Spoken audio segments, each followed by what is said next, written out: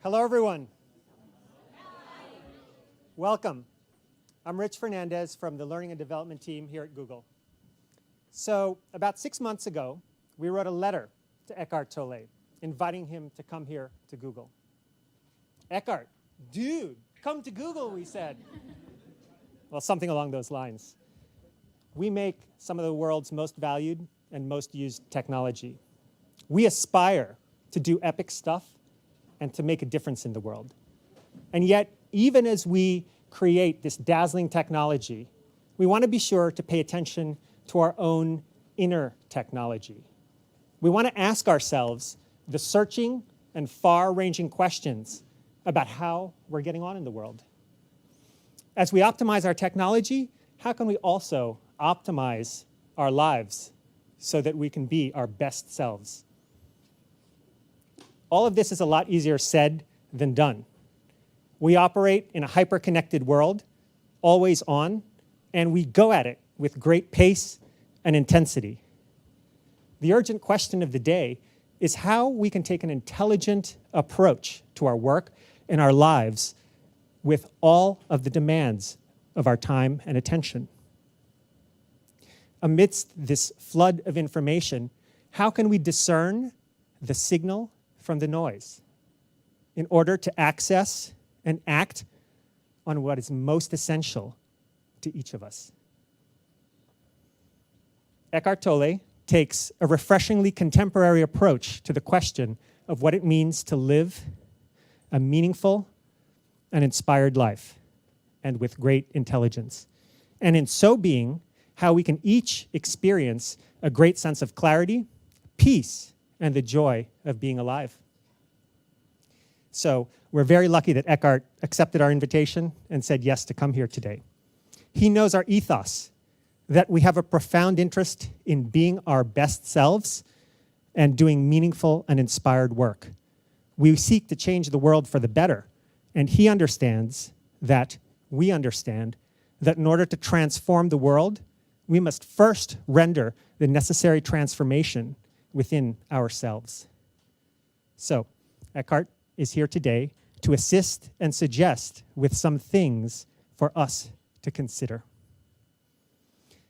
Eckhart Tolle has written best-selling books, including The Power of Now and The Power of Now and A New Earth, and they've sold millions of copies worldwide and have been translated into 33 languages. He is widely regarded as one of the foremost teachers on the subject of wisdom and conscious living. Joining Eckhart in conversation today is our Vice President of Product, Bradley Horowitz. Now, when we proposed to Bradley that he might engage in a dialogue with Eckhart as part of this tech talk, he was really excited, which makes sense because Bradley's cool like that. Bradley also helped create Google+, Google Apps, and Google+, which we all love. So, without further ado, please join me in welcoming Eckhart Tolle and Bradley Horowitz as they discuss what it means to live with meaning, purpose, and wisdom in the digital age. Thank you.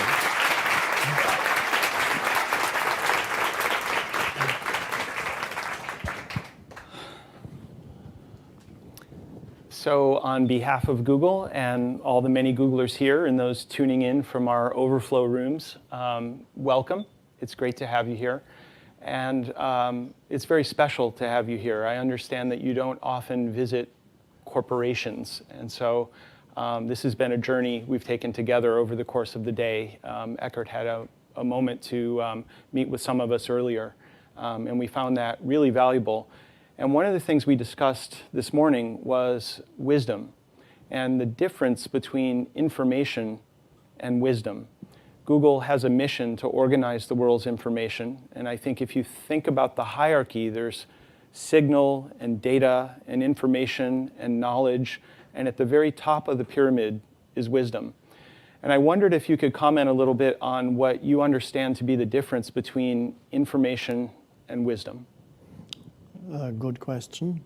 Can I set that aside for just one moment to say how happy I am to be here, how impressed I am by what I have seen, and by the people who work here and the general energy field in the company. And if you have come, there are many young people here, if you've come straight from college, then I'm sure you don't know how lucky you are until you start working for another company.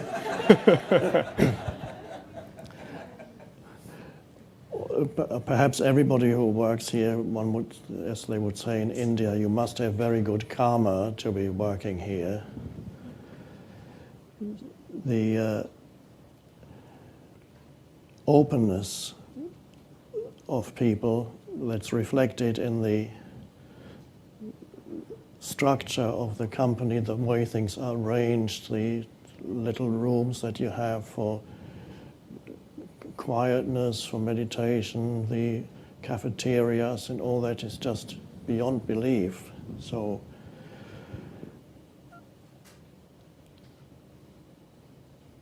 I also experience an openness in the people who work here and far less ego, because many companies are still predominantly run by very big egos.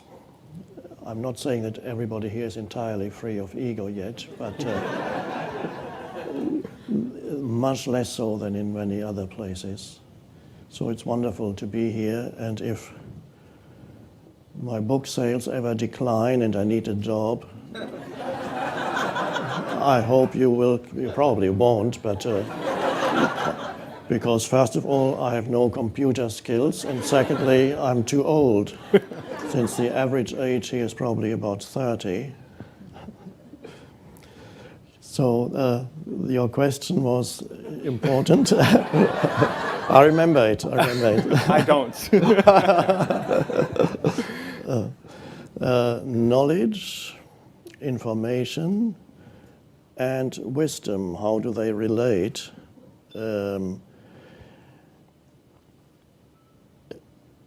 Of course, with the technological revolution, information revolution, digital revolution, whatever you call it, there's an enormous amount of knowledge available to everybody, almost the whole of the world's knowledge, and there's the interconnectedness between people and so on. That's all very good, of course, to have all that accessible to you.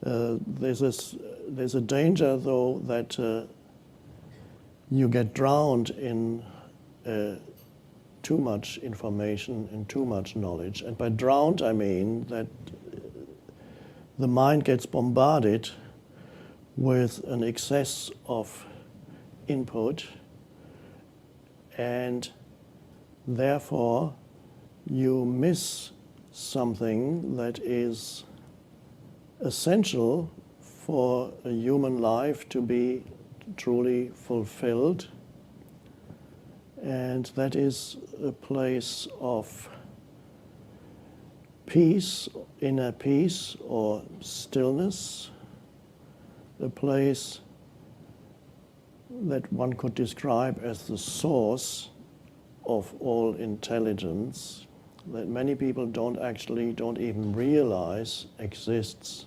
within them. So I'd like to just talk briefly about that really we're talking about the core of what spirituality means. Spirituality is not having a particular belief structure, is not subscribing to a particular set of thoughts. Spirituality is discovering a dimension within yourself that is, we can either say deeper or higher than the continuous movement of thinking. And of course, all this information and knowledge is experienced in you as thought. So the thinking mind has always been active for many thousands of years in humans, but now it's even more active than before because it gets energized by the incredible increase in input. Before, all you had was the simple sensory input in your immediate surroundings. Then later came books, so you had the added input of that. And then gradually came the mass media, and now this incredible revolution of information technology, computers, and so on. So it energizes that movement of thought that's taking place in every human, which in itself is not necessarily a bad thing. It only becomes a bad thing and self-destructive thing if that is all you experience inside you, in your consciousness. If all you ever experience is that, I call it sometimes mental noise, then you begin to derive your identity from the thoughts in your head, what the thoughts tell you about yourself, and you are trapped in that identity that is based on identification with thinking. All spiritual teachings point to the possibility of finding something in you that is deeper than thinking, a space, a stillness that's always there. And the informational excess of information, you can only successfully deal with that if you have a balance in your consciousness between using your mind to absorb information, to put out new information, to work on the information that you have taken in, input. If you have a balance between that and something that is deeper than thought in you. And really, instead of giving you new knowledge here, I don't want to do that because I don't want to add to the knowledge that you're taking in anyway, far more than you ever need. So instead of giving you knowledge here, I'd like to suggest that you experience at first hand in yourself that place of, I call it sometimes a presence, where you are alert, conscious, but not thinking. And every creative person has some access to that realm. If you have a truly creative insight, you have to go to that place that is deeper than analytical thinking. Analytical thinking itself, or processing information, is not creative. So to find a new solution to a problem in your life requires some creative insight. So whether it's a problem in your work situation or your personal life or something that you need to build or do and you have come to a dead end, or you want to create something, whatever it is, a work of art or a new system for the computer, I don't know the expressions for that, you need to go to the place where creativity arises. And every human who is creative has some access to that, even if they don't know it. But it's not only the place where creativity arises, it's also the place that gives sanity to your life, to find a place of stillness, peace, aliveness, where you are not burdened by a lot of the time, unnecessary mental noise. So when you do start thinking again, it actually can be more productive. So where is that place? How do you find that place? If it's there in everyone, how do I realize that within myself? That's really the question. I can just suggest to you 3 or 4 entry points into that state of consciousness, and after I've done that, we can carry on the conversation.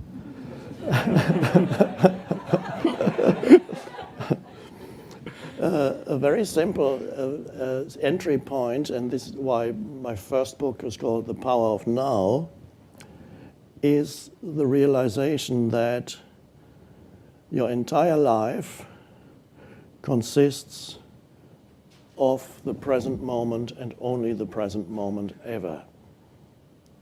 Now, most people, perhaps then in some abstract way, they know that, but they cannot sense or feel the truth of that. And I'd like to invite you to actually sense and feel the truth of what I'm saying, which even if there's a great philosopher here, he cannot possibly argue, he or she cannot argue with this statement that whatever you experience ever is present moment.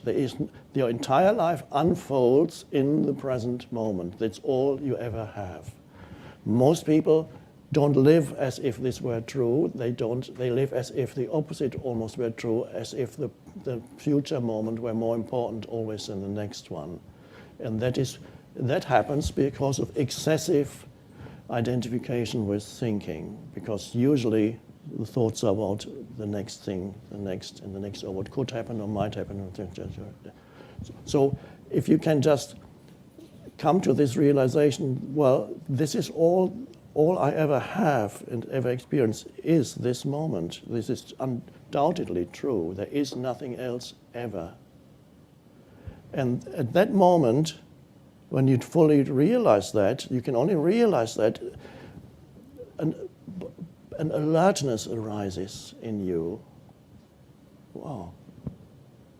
You become alert to, one could almost call it, the presence of the power of this moment, of the power of life itself in this present moment, which consists of, yes, it consists of sense perceptions.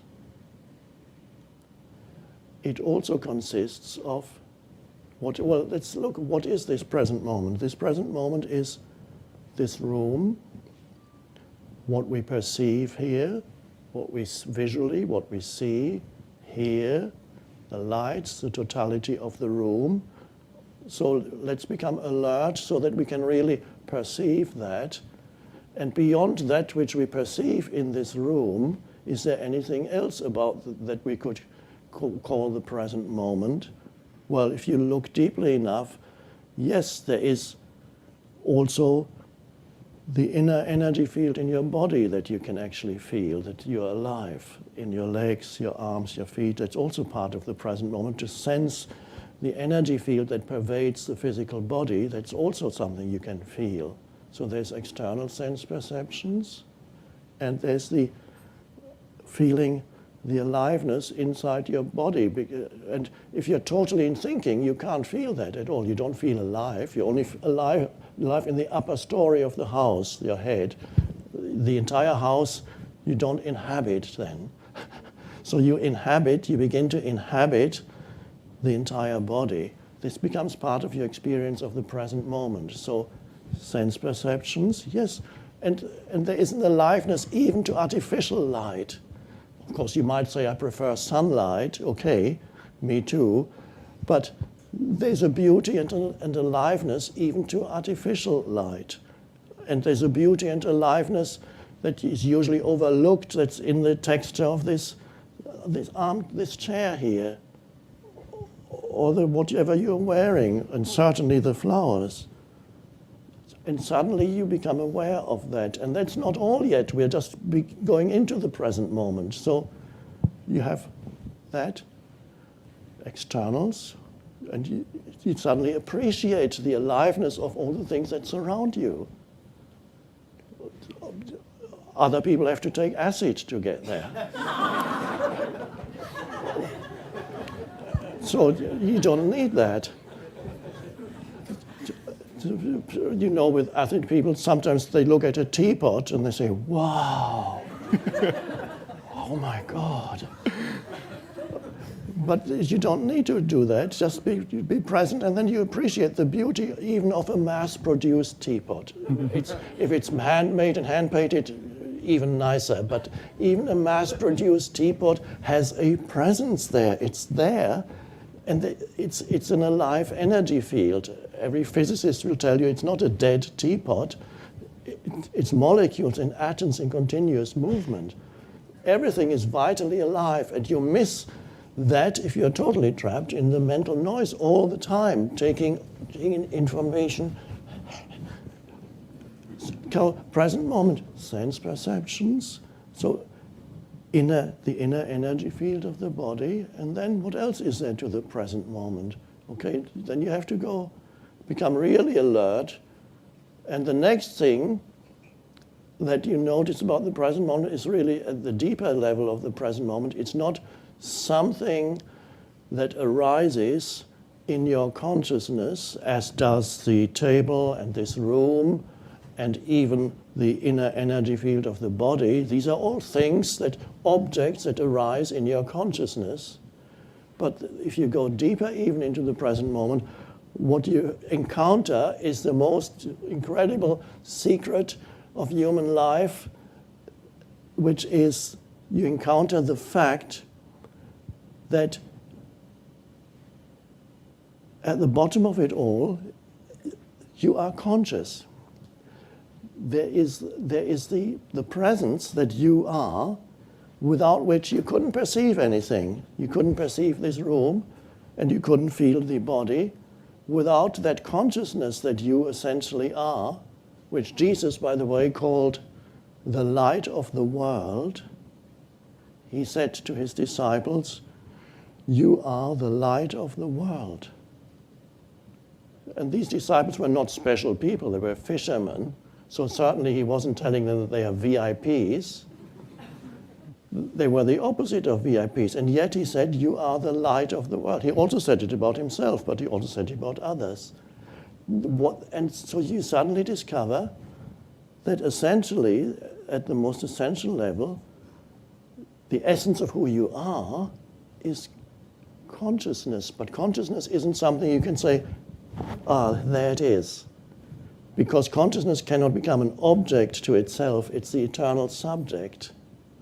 The I am that I am of the Old Testament, where when God is asked for his or her name, God says, "I am that I am."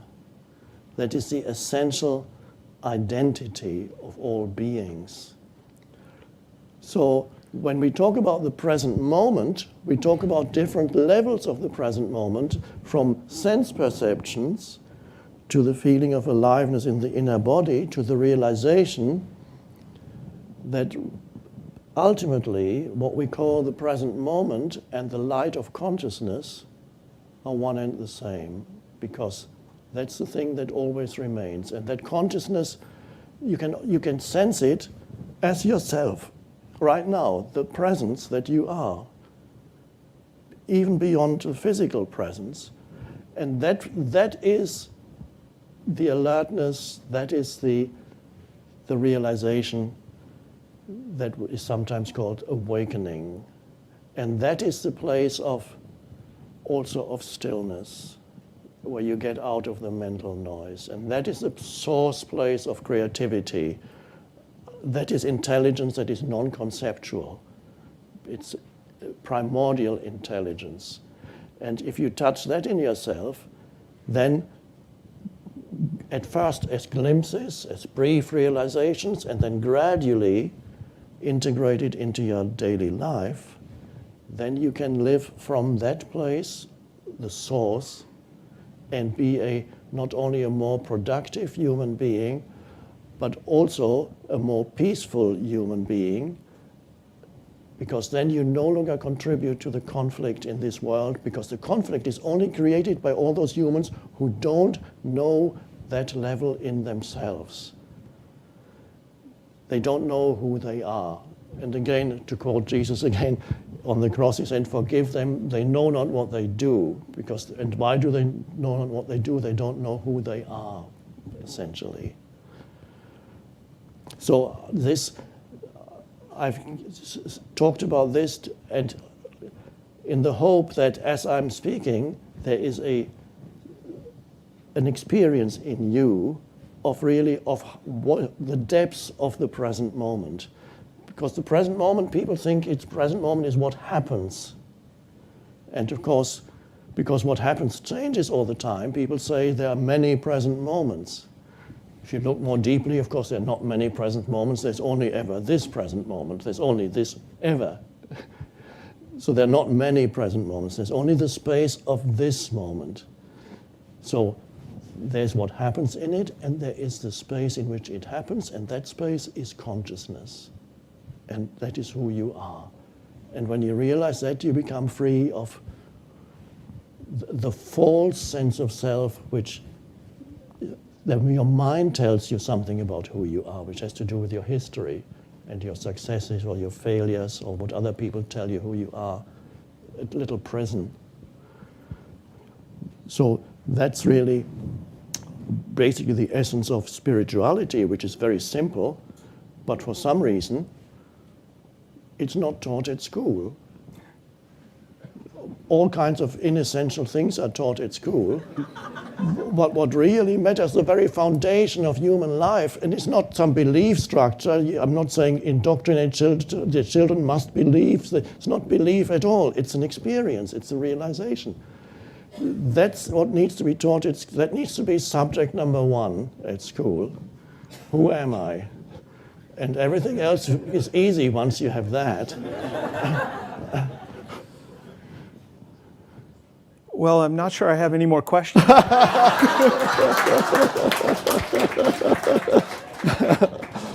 We'll press on. I want to ask you about the work that we do at Google. And if you look at any given web page, it's almost a model of the mind. There's all of these jumping off points. You know, you can jump to this story or that story or Hawaii vacation, or you can jump around so easily. And in fact, the product I work on, Google Plus, allows me not only to examine the contents of my own mind, but all of these people's minds as well, in a flood of a stream coming at me. And I'm wondering if the real reason you've chosen to come to Google today is because we're actively working against you, and you've come to help us get over that. But more seriously, do you think there's a place for technology, and how do you make sense of the work that we're doing and how it impacts people's attention in relation to what you just described, sort of transcending the mind and going to a deeper place? Well, the technology is quite miraculous, of course. In itself, it's neither good nor bad. I only recently, which means like 2 or 3 years, started using it. I came to it very late. I still haven't developed an addiction to it, as many people have. There are incredible possibilities here with that technology, and there's also a great danger with that technology. It could lead to contribute to the awakening, and an example of that is our gathering here, which people can apparently see on their screen. So this is just one example of how this technology can contribute to spreading a vital message which goes far beyond any ideology or anything like that. The same thing with the work I did with Oprah some years ago. For the first time, the webinar, as they call it, went out, and for the first time the whole system broke down because so many people tuned in. And then the second week it started to work. We don't have that problem. So there are incredible possibilities also for humans to connect with each other.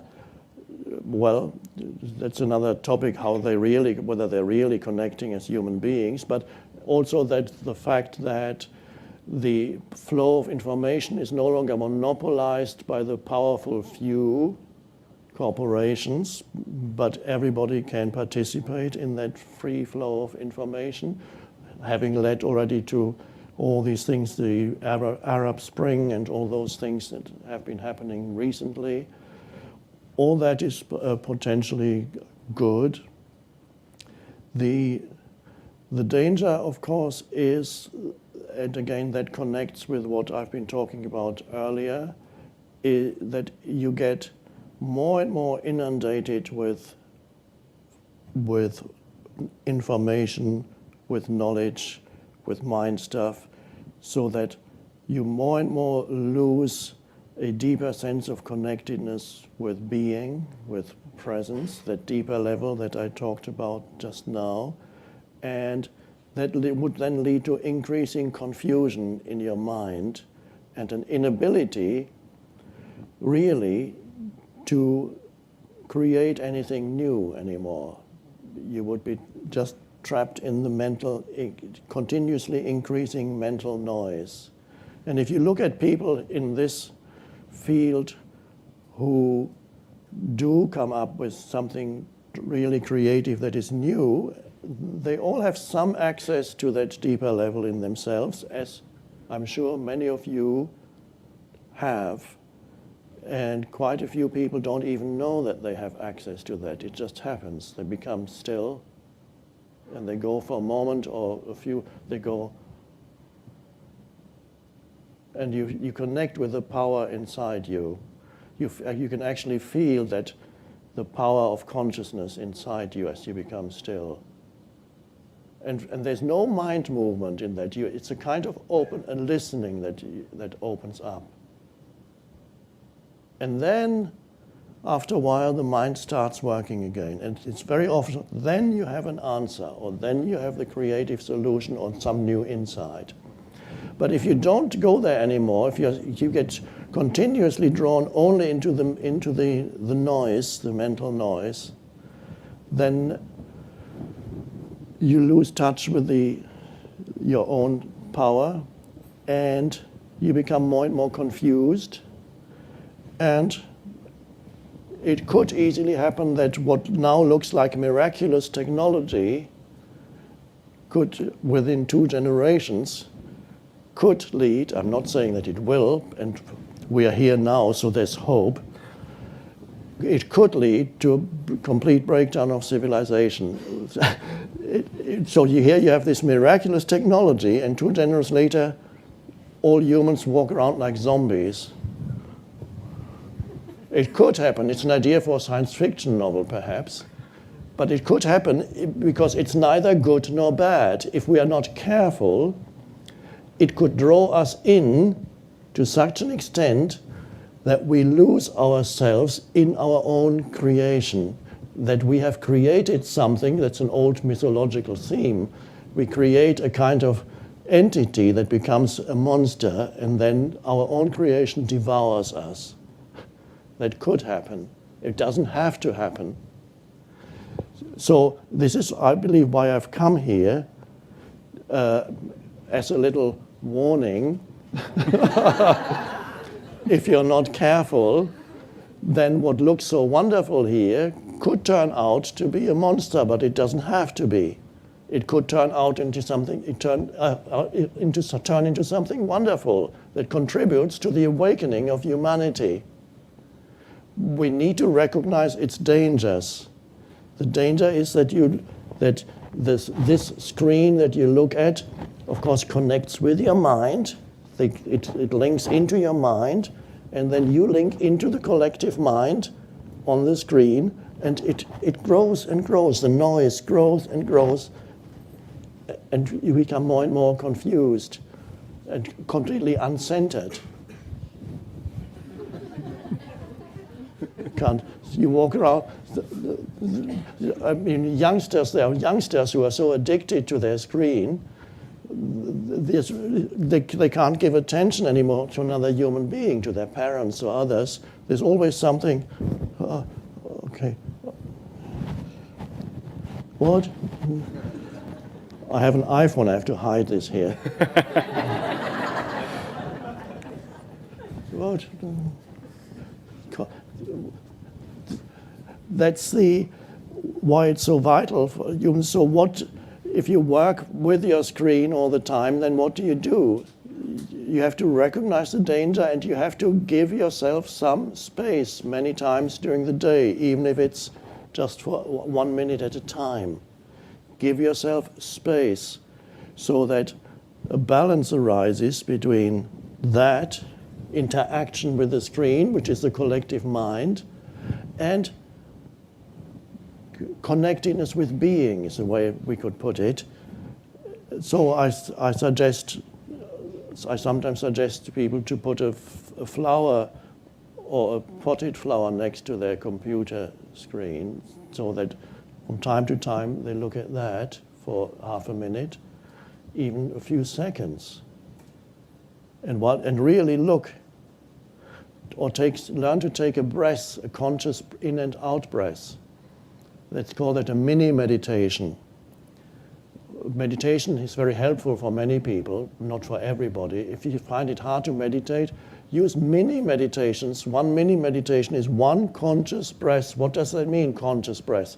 It means you look away from the screen. If you can, look at something natural, a plant or the sky. But if not, that's fine. Look at a light, artificial light, whatever it is. And breathe in and follow the breath with your attention into the body, and then follow it with your attention as it flows out of the body. What does that do? It takes attention away from thought and puts it into the body. In other words, it creates a space in your consciousness, because while you are following the breath with your attention, you're not thinking. And when you're not thinking, but you haven't gone to sleep, you've created a space in your consciousness, and that's it. So that's just one conscious breath occasionally. 2 is even better, or 3, but that's fine, that's enough.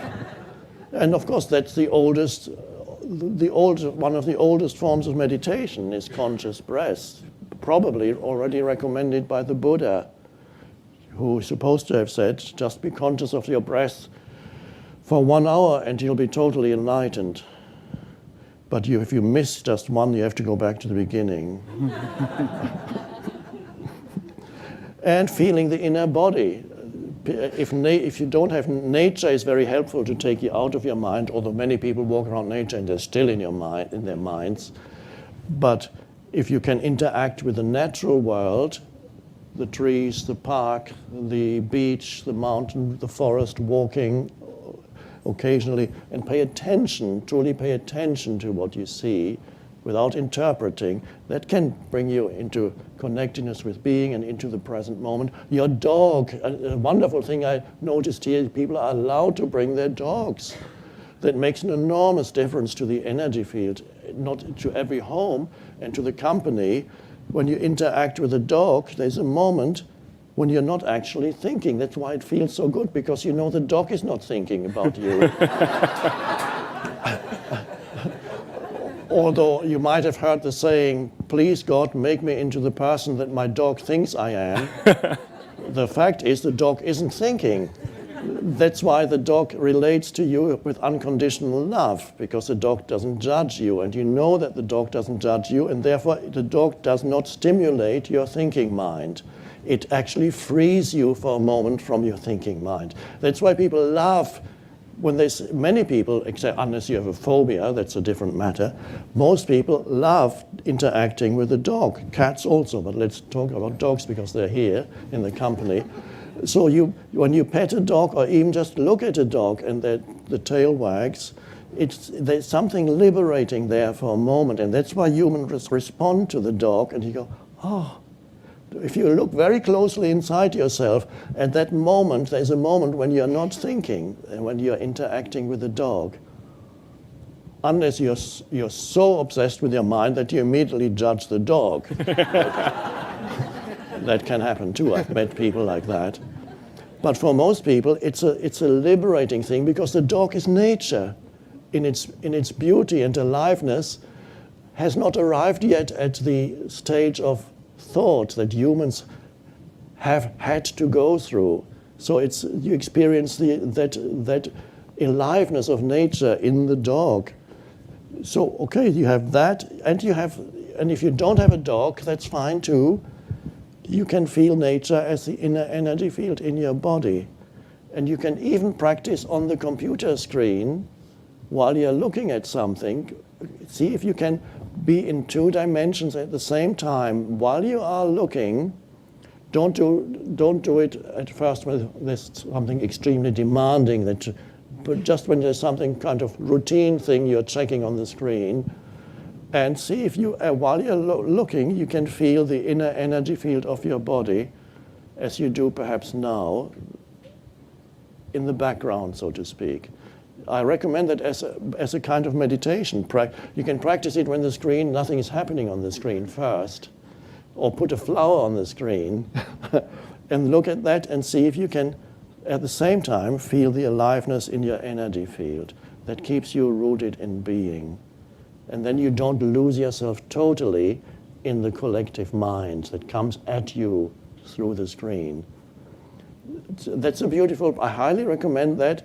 Put a little reminder on your computer screen, a little thing that says inner body or whatever else you want to call it, so that you remember. And you will find you're more energized. It's extremely energizing to sense that, to be connected with that. And so that one could call that the balance between doing and being in your life. Because thinking is part of doing. Doing is not just what you do physically. Thinking is also a kind of doing. But the human needs the 2 dimensions, the being and doing. And if that balance is lost, you could lose it in being, but that's not the danger of our civilization. There may be some Indian yogis who get lost in being and don't want to get up anymore because they're so happy in being that there's no need to get up anymore, even put food in their mouths. That's fine. I'm not talking to them. I would have to have a different message for them. But I'm talking to this civilization, people who are lost or who have get too much doing, which really is thinking. There the balance is between being and doing. And even if doesn't have to be 50-50, 20%, it's hard to put a figure to it. But we like to measure things. Yeah, I know, yeah. So 25% being, 75% doing, then you're doing very well. Even 10% being would make your life much easier and much more enjoyable. I want to remind the Googlers this dual presence technique of being and doing. Please don't do that while coding on the GFS, Bigtable, or Megastore systems. I don't know what you're talking joke. about. Okay. I do have a question. You've talked, I think most of us are engineers and technologists, and we live a lot in the realm of thoughts and ideas and in our head and not necessarily in our being. My wife has also described to me these things called feelings that some people have as well. Could you speak about feelings of anger and frustration and happiness and how they relate to this experience of being? Yes.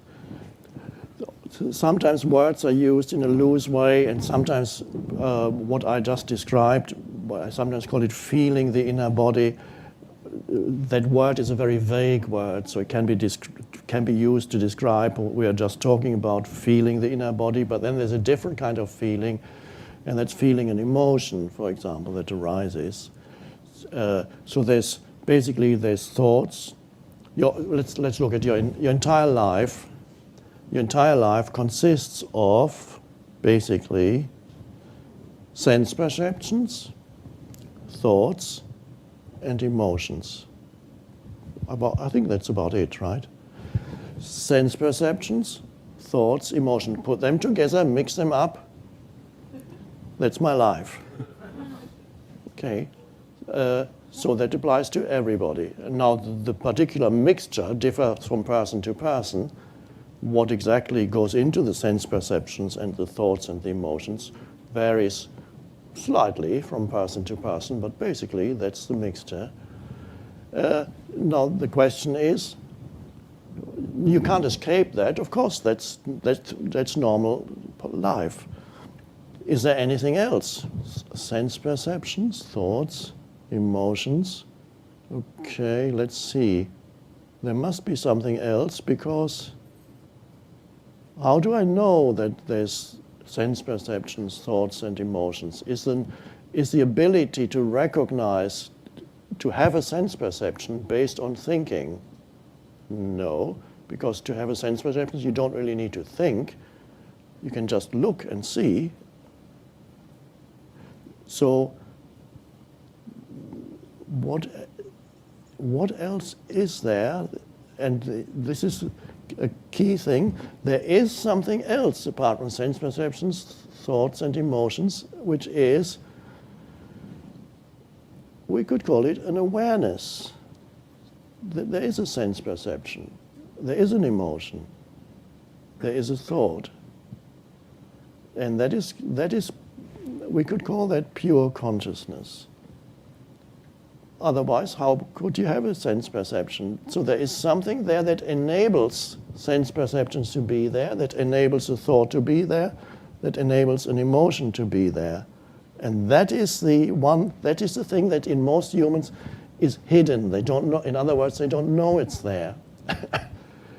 Because that is presence, which we could also call consciousness, which we could also call awareness. And that is the spiritual dimension, and that is the awakening. Once you realize that that is there, we could also describe that as the space for all those other things. So let's say, let's compare this room to your consciousness, and then we say, okay, there's the furniture in the room, there's the bodies in the room, and there are the other lights in this room. Those things are in this room. So if I asked you to describe the room, you would probably describe it in terms of the furniture in it, the walls, the ceiling, whatever you see. When you describe that room, you would miss the most essential thing about this room, because it's so obvious that you miss it, which is the space that really is the essence of this room. Isn't the walls or the ceiling or the floor or the furniture or the bodies in this room. The essence of this room is the space in this room. But space is not something tangible that you can say, there it is. Where? And the same thing applies to inside. The space of consciousness is the very thing that enables everything else to be. But it's very much like the fish in water that says, why are you always talking about water? You haven't shown it to me yet. Says one fish to the other. The other fish is a spiritual teacher. So what water are you talking about? Where? What water? And of course, you can't, it's everywhere. It's inside you, it's outside you. But the amazing thing is you can be aware of it, but not as an object, but as the awareness itself. I got it now, I got it. But you can't say what it is. You can't say there it is. That reminds me of something I read in the New Testament, where he said, the kingdom of heaven does not come with signs to be perceived. You cannot say, it's over here, or it's over there. But truly, I tell you, the kingdom of heaven is within you. Somebody said that 2,000 years ago, but very few people in the churches understand the depth of it. It gets completely misinterpreted. But that's the depth of, that's the deepest spiritual teaching. Now that kingdom of heaven is that spaciousness that in you, it cannot be observed as if it were a chair, because it is the observing agent. It is that which makes all observation possible. So it cannot become an object to itself, because it is the eternal subject, the I. It's consciousness itself, the light of the source, you could call it, the light of God, the light of the One. The ancient Greek philosopher called it the One. It's a beautiful term. And the Buddha didn't call it anything, because he said, if I call it something, people will make it into some idol. So better not call it anything. So when they asked the Buddha, What about God? Well, what they say is when he was asked that question, he kept noble silence. And of course, that noble silence itself is a state of presence. So they asked the Buddha, tell us about God. And he went, and that's the answer.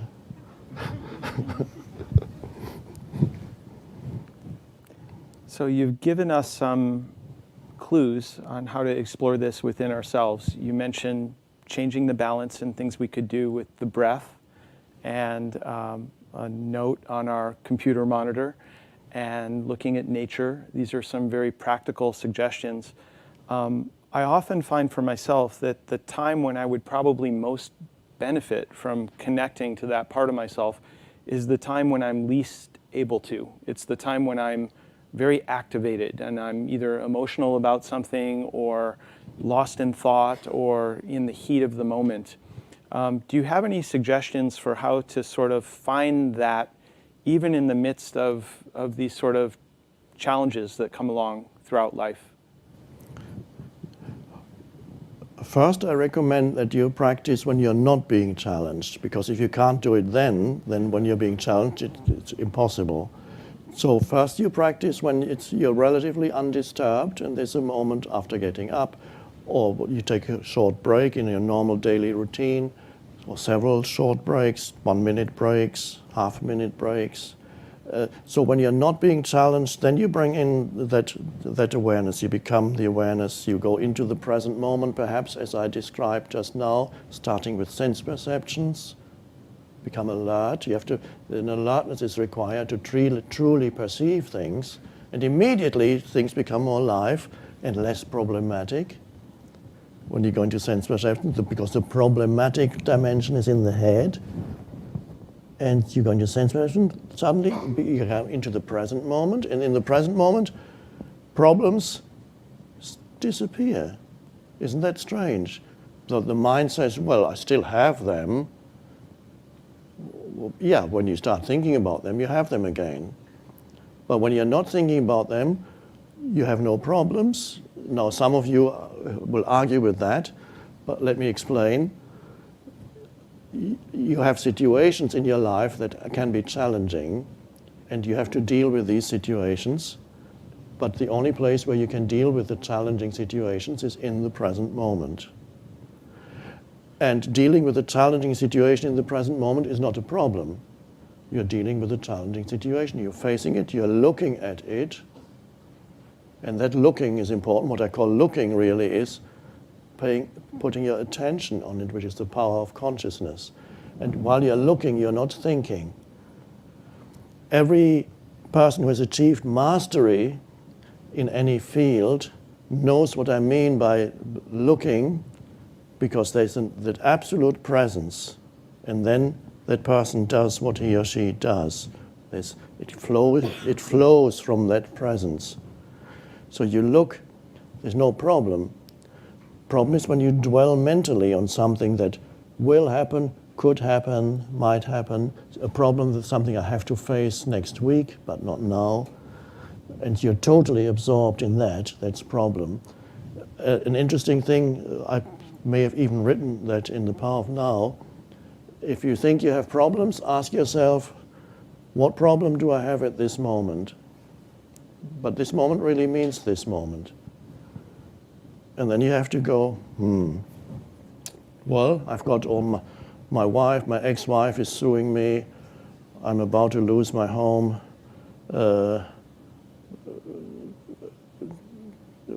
Person close to me is ill. I might lose my job. I have to look for a new job. Okay, what problem do you have at this moment? You're breathing, feeling the aliveness in the body, looking around. Well, at this moment, I don't actually have a problem. You have to then admit, if you really go into the present moment, the problem cannot survive in the present moment. That's an amazing realization. Doesn't mean that you no longer deal with what you need to deal with. You deal with it when the moment comes more effectively, when you don't waste your life energy in the mental realm of creating problems that you cannot be dealt with at this moment. And if you wake up in the middle of the night thinking about your problems and what you can do about them, it's extremely unlikely that you find any solution by worrying at 4 o'clock in the morning about it. But if you became still at 4 o'clock in the morning and wake up and go into the inner energy field of the body rather than thinking about your problems, in other words, leave the dimension of problems, come deeply into the present moment, then perhaps the next morning when you wake up, you suddenly say, oh, I know what I have to do now. I know how I can deal with it now. And the right course of action happens because you've gone there, but not through the problem-making faculty in the human mind. So again, coming back to your question, when you're not being challenged, practice it. And then when you are being challenged by little things that goes wrong, so to speak, in daily life, tends to happen, you might have noticed. Things don't always go according to your expectations. Sometimes you miss the bus, or you miss the plane, or something else goes wrong. It tends to happen actually quite a lot. It seems to be part of life. That's, by the way, it's the reason why people go to see movies.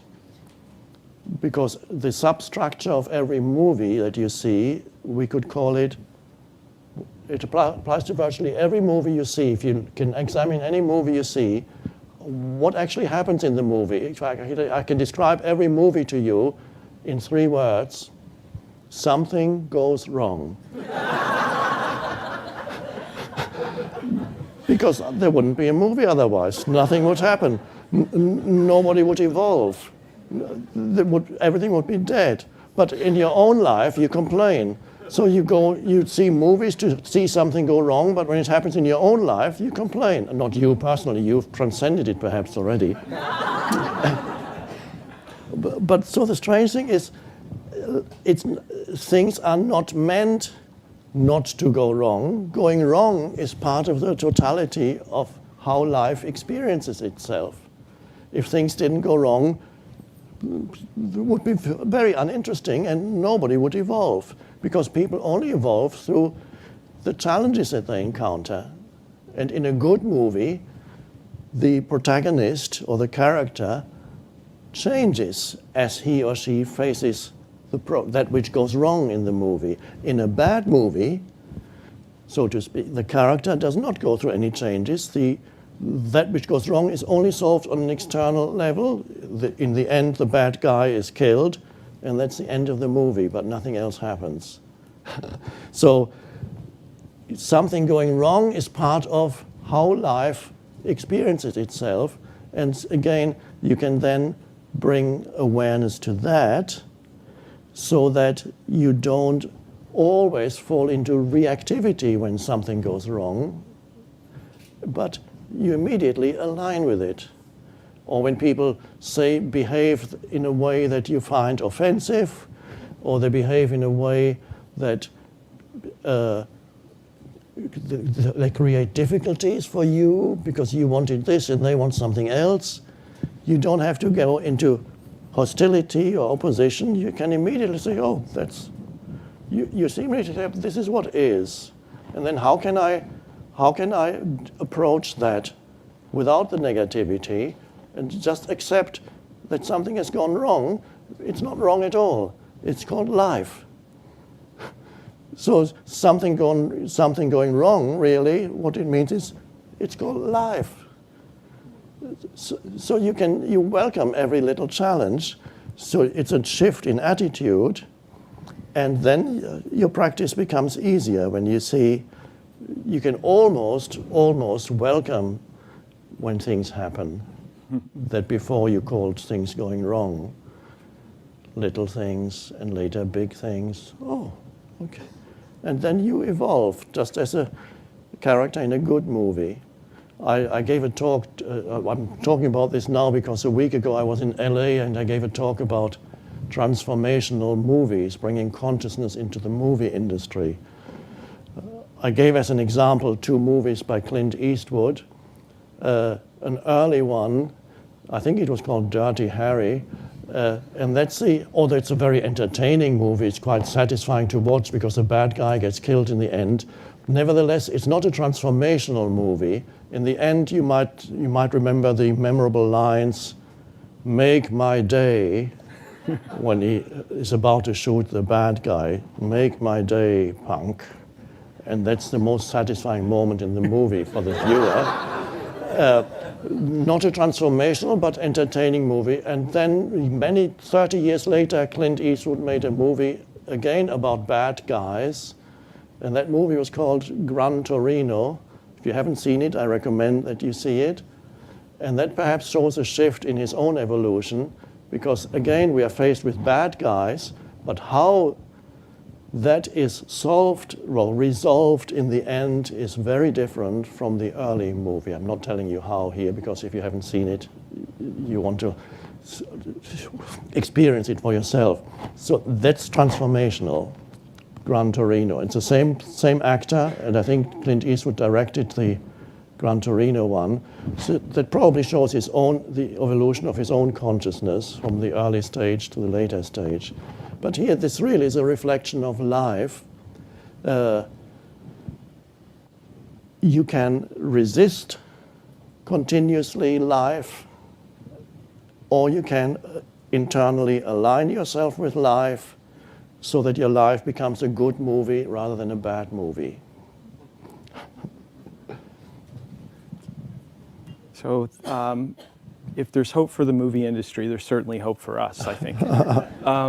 So we're going to take the time we have left and take questions, both from the Google moderator online system as well as live in the room here. There is one mic in the center. And so if you have a question, you can approach that mic. And if the technicians could get the Google moderator questions up on the monitor here too, that would be helpful. And why don't you introduce yourself and maybe what you do at Google, and then ask the question. Sure. My name is Yonika, and I do marketing. So I'm one of you mentioned there's lots of engineers. I'm one of those people that agrees with you in all those codes and terms you mentioned. I have no clue what you meant earlier. So I just wanted to know about your journey. You had explained a little bit in the Power Now about the nightmare of waking up when you're 29, 30, and I just would love to hear about it, how you went from that state of anxiety into where you are right now. Well, for most people, the shift is a gradual process from one state of consciousness to another, and occasionally it happens in some people, as it happened to me, that it happened, well, virtually overnight, the shift from one state of consciousness to another. And I was deeply depressed for many years and close to suicide several times. And that night, as I describe in the Power of Now at the beginning, I disidentified from the thinking mind. It happened. I didn't know that was what was happening. It just happened. I can't live with myself any longer, I thought. I was so dreadful. I can't live with myself any longer. And then suddenly an awareness came in. I didn't know it was called awareness. An awareness came in and looked at the thought. And the thought suddenly looked very strange. The thought seemed to consist of two people, I and myself. I can't live with myself. So then another thought came, am I one or two? And who am I? And who is that self that I can't live with? That's almost a Zen-like question. And like all Zen questions, it didn't really have an answer on the conceptual level. So on the conceptual level, I didn't get an answer. But the answer was that the myself and the I suddenly separated. And I realized, or I couldn't have explained it then, that the myself was the mind-created entity, the me, the poor little unhappy me. It consisted of mind movement, an identity, a mental identity of an unhappy human being with an unhappy history and a very uncertain future. That probably applies to many humans, not if you work at Google, but that there was a separation, and there was an I suddenly that saw that, and that I, years later I realized what that I was. It was consciousness itself that had, so before there was consciousness and thinking forming a unity. My consciousness was trapped in my thinking. Through the suffering at that night and looking at that sentence, the consciousness separated itself from the movement of thinking, and the self that I couldn't live with was not being sustained anymore by consciousness. It kind of crumbled. It was a false self that crumbled, and what was left was simply a space of awareness. And the next morning I felt very peaceful, never felt that peaceful before. Nothing had changed in my environment, and I couldn't understand it. It took probably at least 3-4 years before I could begin to understand what had happened. All I realized, I'm suddenly so peaceful. The whole world is peaceful. What's happened? So the mind itself had dissolved, and later I talked to some Buddhist monks and others, and through listening to them, I realized when they talked about the teaching of the Buddha. Later, I also realized that Jesus was talking about the same thing, but I realized the Buddha was talked about the delusional self, the unreality of the self, that the self is not real. It's as it's called in. He talked, there is no self really. Anatta is the word in the Pali language in the Buddhist teaching. It's an illusion. That self is an illusion. And so when I talked to Buddhist monks, I began to realize, that was 3 years later, oh, that must have been what happened. This must be why I feel so peaceful. So understanding came much later, that the realization, it kind of just happened. And then it became a teaching. So I'm now showing to people, this is something that that can happen in your life. But for most people, it's a gradual process of disidentification from the thinking mind, which doesn't mean you don't think anymore. It just means your identity or yourself isn't trapped in it. So the thinking is free of self, and that's very liberating. And you essentially, who you feel yourself to be and who I feel myself to be is not to do with the physical form or my personal history or what I have achieved in life, fortunately, because otherwise you get unhappy. If you, for many years, before I wrote The Power of Now and it became successful, I was basically a failure in the eyes of the world. So he's already almost 50, and what has he achieved? My mom said, you have thrown away your life. You had so many possibilities in your life. You walked out of graduate school in Cambridge. Why did you walk out of there? My mom and many other people said, this person has failed in life. He has no job, he has no insurance policies, nothing, no pension plan, just almost nothing in the bank, failure. And then a few years later, people bought The Power of Now and became a bestseller. Oh, a big success. Okay, if I had derived my identity at that time from what the world was telling me, or my mind would have told me if I had been listening to my mind, I would have been very unhappy. And I didn't, though. I was fine, because my identity wasn't derived from that anymore. And fortunately, even when in the eyes of the world I suddenly became a success, I don't want to derive my identity from that. It's a cheap substitute for who I really am. So I don't derive, but the satisfaction that comes is the satisfaction that the work that's happening, the teaching that's happening is transforming people's lives. That's very satisfying. I don't get any personal satisfaction though, because I don't feel it as this separate me produced it. Thank you. Thanks. I have a question about that. You mentioned for you the transformation came quite suddenly, and for others it happens more gradually. Do you have any sense of why that is? Is it because you had bottomed out and were having these feelings, or is it because of a certain ripeness that had brought you to that moment, or Yes. is it just inexplicable?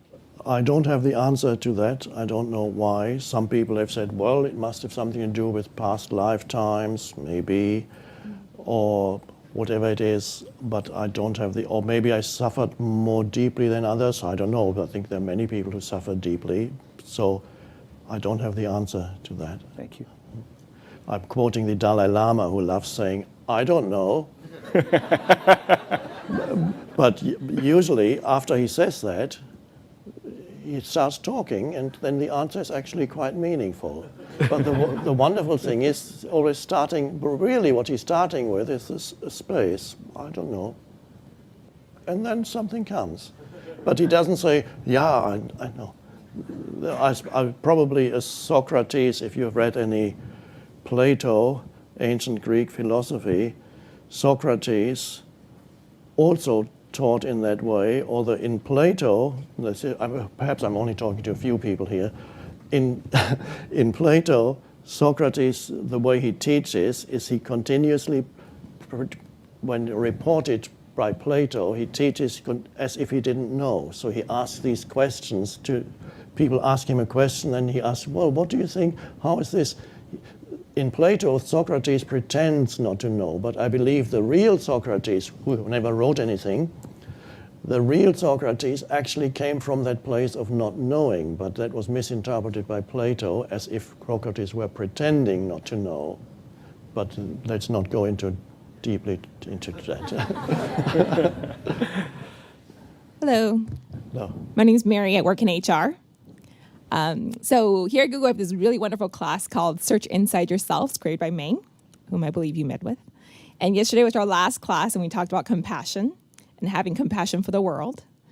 So I work in HR, so all of us HR people have lots of compassion for other people because it's our job. But we also work at Google, and Googlers are sort of a high-achieving bunch. Not only high-achieving in the eyes of the world, but high-achieving to ourselves, meaning, did I get up out of bed today, and what did I accomplish? And if I didn't accomplish anything, I'm a failure to myself. So I was wondering if you had any advice for those of us who don't have as much compassion for ourselves. Okay, thanks. Well, yes, compassion for yourself, of course, is as important as compassion for others. When you, often I get asked questions like people who did something that they now realize was deeply wrong in the past. Sometimes people ask questions about they brought up their children in a way that they now realize was not very conscious, and so that they may have caused suffering to their children, or other people find they have caused suffering to loved ones and they now realize that what they did was wrong. And again, I say this is an example where you need to be compassionate with yourself, because no human being can act beyond their level of consciousness. So that was your level of consciousness at the time, and you could not go beyond that. And again here, to make demands upon yourself, up to a point it might be a good thing to if you, as long as you enjoy it, it's a wonderful thing. When the enjoyment of what you're doing is lost, then you have to be careful, because there you have to come to a stop and say, okay, there's something here that's not right, because I'm no longer enjoying what I'm doing. That's the danger. And so as long as you enjoy, you don't even need compassion. Don't listen to, some people have a very active mind. Maybe that's what Freud called the superego, or some other entity that criticizes you. Some people have a particular function in their minds that's very critical of themselves. Perhaps everybody has it to some degree, but some people have it to a high degree, and that's a dreadful thing to live with. Living with a voice in your head that continually criticizes you and tells you you haven't done well enough, you're not good enough, you should have done better. I mean, if you had to live with a person like that, you would leave. I mean, it would be horrible to live with a person who continuously tells you these things, but if that thing is stuck in your head, what can you do? Now, what you can do is to become aware that all that it is, it's a particular pattern in your mind. It's a particular way in which your mind works. And so you could call it a sub-personality, but what it really is, it's a mind pattern that operates in you. And when you bring awareness to it, you can recognize it as a mind pattern in you. In other words, you no longer believe every thought that arises, that it says. You recognize it's an old pattern that says the same thing that it said 5 years ago or 10 years ago. And it says that all the time. And you recognize it. So in other words, you're not trapped in the thoughts anymore. This is again what the whole thing we are talking about. You don't believe in every thought that comes into your head. What that really means is there's an awareness beyond the thought. And you realize there's a voice in my head saying this again. That's all it is. And when you don't energize it with your identification, it begins to subside. And in this way, you become free of this dreadful burden of having that thing in your head talking to you and making your life miserable. But what matters is the awareness needs to be there that frees you, and because then you become the awareness rather than being the thought, or being trapped in the thought or possessed by the thought. Again, there's a movie that many of you have probably seen called A Beautiful Mind. It's about the scientist, actually based on a real person, what happened to him, quite a genius in his field, but he developed delusions. He saw people that weren't there, whatever it's called clinically, schizophrenia, whatever. And the great thing about the movie is the viewer, up to the point where the protagonist realizes that these things are illusions, the viewer of the movie doesn't know it either. The viewer participates in the illusions of the protagonist. He believes these people are real too, until suddenly the protagonist realizes, oh my God, I'm seeing things that are not there. And then he continues to see these things, but suddenly there's an awareness in him. And so, although these people still appear to him that are not really there, there's an awareness in him there that he's no longer totally reactive to them. He doesn't feed them with his reaction. And gradually, they subside over years. It takes years for them to subside. But the decisive point is, although the word is never mentioned, the decisive point is the awareness, wow. And that's the same thing that applies to any pattern in the human mind, not just a totally insane pattern. Bring awareness to it so that you're not tortured by that. And real compassion always arises out of awareness anyway. Yeah. My childhood violin teacher used to shake his finger at me and say, "You hear, but you don't listen." And he didn't mean it as a compliment, but it seems like this may be the technique for Yes. dealing with the inner critic. Oh, yes, very good, yes. Yes. Hi, thank you first, Eckhart, for coming. Tip the microphone. Oh. Yeah. Thank you.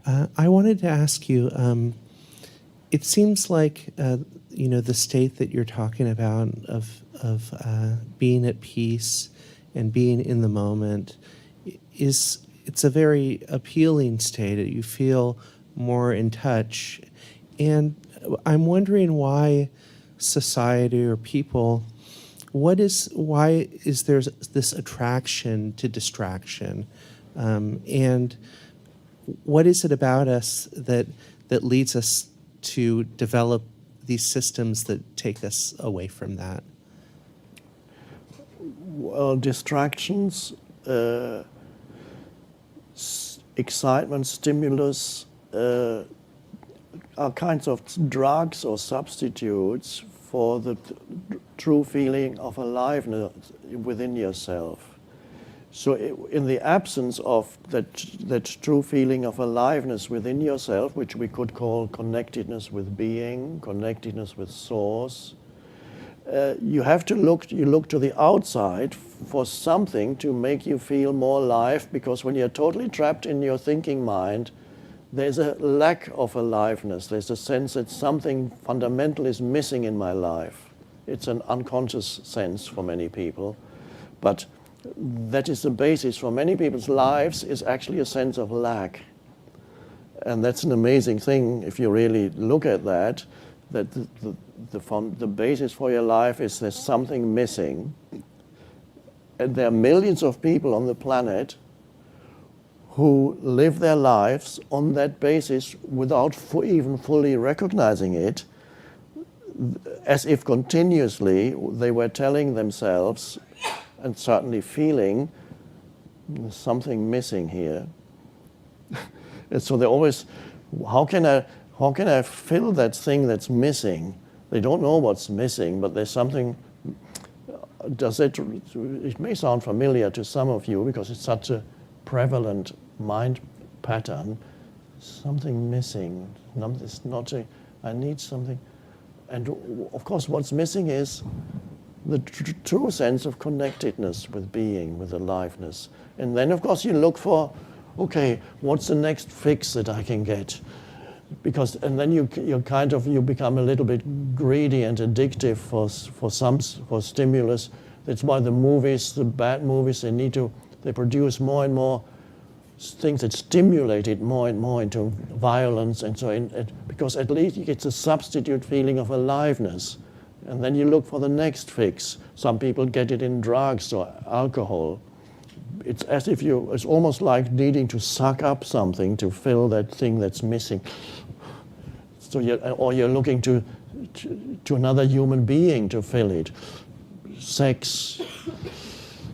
Where's the next, or even the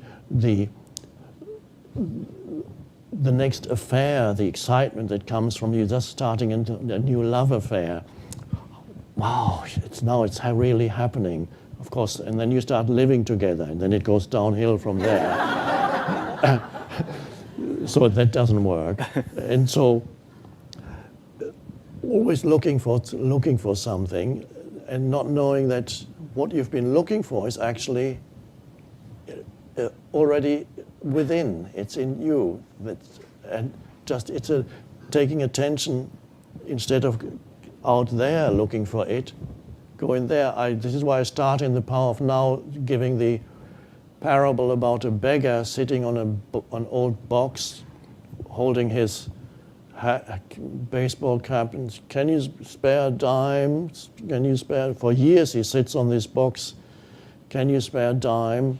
And until finally somebody comes along and he doesn't give him a dime and says, what's in that box you're sitting on? I'm telling that parable in the book. And he said, nothing, I've been sitting on it for years. It's just an old box. And the man says, well, look inside. And he finally gets, okay, and it's full of gold. He's been sitting on it for years, begging.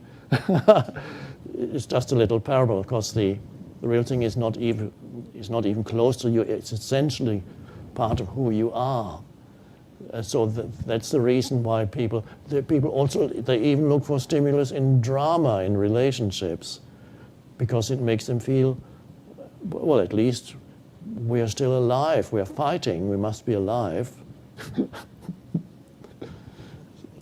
Thanks. Thank you. I think we'll have time just for one more question. Hey, my name is Alex. I am an equipment maintenance tech, so I keep rooms like this operational. So you gave us some very practical things to try to rid ourselves of distraction. I'm curious about another issue, really strong emotion. For example, like right now, I'm like nervous. There's no reason to be nervous. Nothing bad could possibly happen. How do you overcome emotions like that? And jealousy, hatred, any strong emotion. Do you have any practical tips that we could try for that? Thank you. Well, first it's helpful to see the connection, which is usually the case, between the particular thoughts that you are thinking and the emotion that you feel. Most of the time, the emotions are caused by particular patterns in your mind. For example, anxiety is caused by thinking about possible future things that may happen, or things that you want to happen but they may not happen. You may not get what you want, you may not get what you need, you may lose what you already have. These things are all mind patterns that create fear. So very often it is the thought that creates the emotion. And the thought creates the emotion because you totally believe in the thought. In other words, you're totally identified with the thought. Then the body responds as if the thought were reality. I might lose my job. If you think that, you wake up in the middle of the night, and then you start thinking more thoughts on those lines. The body can't tell the difference. The body kind of responds to the thoughts that go through your mind. They affect the physiology of the body. I mean, if you doubt that, think of biting into a lemon, and you'll find saliva accumulating in your mouth. So what you think affects the body. The body believes your thoughts to be real. So when you think that you might lose your job, you've lost your job already, according to the body, and you're destitute. And that's how the body reacts, and that's how the emotion is created. So it's often then by seeing a thought as untrue, that you actually begin to become free. You can only see it as untrue if there's an awareness there that is aware that there is a thought. Without the awareness, there's only the thought. The thought then swallows up your entire consciousness, and there's nothing else you can do then. But with awareness, here's the awareness and here's the thought. And then the thought may still operate for a while, but it's not empowered anymore, and the emotion then is also going to weaken. There may be times when there's not much thought, as in this one you just said, when you came up to the microphone, you felt nervous. Perhaps you didn't have any particular thought on this occasion. You just came nervous because many people, when they go up to a microphone and speak in public, feel nervous. And again, in these cases, it's a question of simply acknowledging the emotion and allowing it to be there. As I sometimes put it, you become the space for it. You allow it to be there. So you could step up to the microphone. It's actually what you said is very helpful.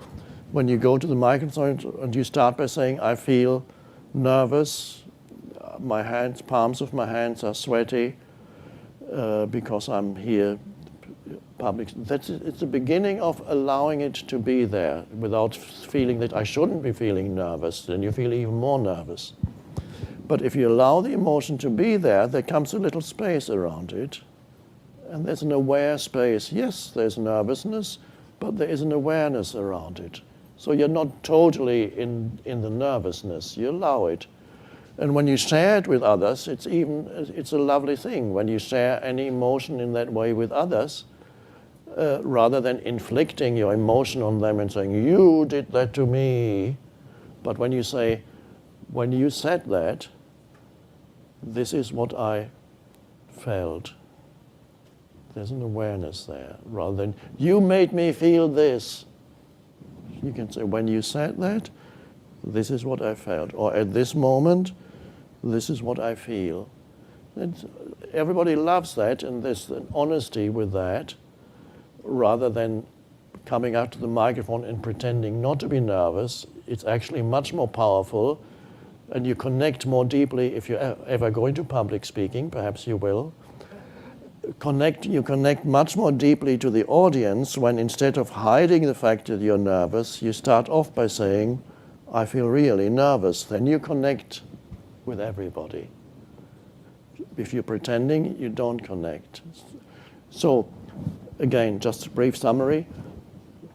See what thoughts are causing the emotion, which is often the case, or in other cases, if an emotion just arises, allow it to be the space for it, And it's part of your experience of the present moment. And you might as well say yes to it, because whatever arises in the present moment is as it is already. Whether you argue with it or not, the present moment is always as it is. And that's the isness. And when you become friendly with the isness, that in itself is a transformation of consciousness. So there's a lot of people to thank. I want to start by thanking those that tuned in on the webcast. I want to thank all of you Googlers who chose to take your afternoon and spend it here with us. I want to thank Rich and the Learning and Development team here at Google who make events like this possible. And of course, I want to thank Eckhart on behalf of all of us. Thank you for your wisdom. Thank you for your being and also your doing in the world, your choice to share this knowledge with us. You've given us a lot to think about, and more importantly, the ability not to think at all. Thank you.